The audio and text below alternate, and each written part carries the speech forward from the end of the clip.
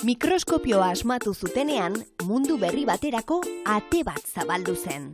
Batetik lilura izan zen, mundu ikusezin bat ikusten zutelako. Bestetik, beldurra eta ezinegona. Hori ere, mundu ikusezin bat ikusten zutelako.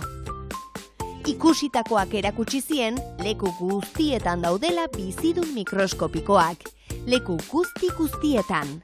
Baita giza gorputzean ere. Mikrobioen komunitate handi bat da. Mikrobiota bat. Gurekin bizi den komunitate bat da edo gure parte bat da. Eta zer gara gu?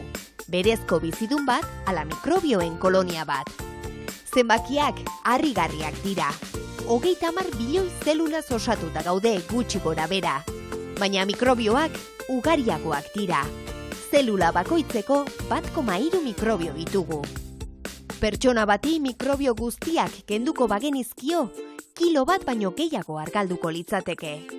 Bizidun ñimino horiek bata bestearen ondoan jarrita, munduaren inguruko 2 bira eta erdi osatuko lituzkete. Beraz, komunitate handi bat da. Gainera, 10.000 espezie baino gehiago dago identifikatuta. Beraz, kolonia bat baino gehiago, kolonien multzo bat gara. Onddo mikroskopikoak daude, protozoo batzuk, virus asko, arkeoak, eta batez ere, bakterio pila bat.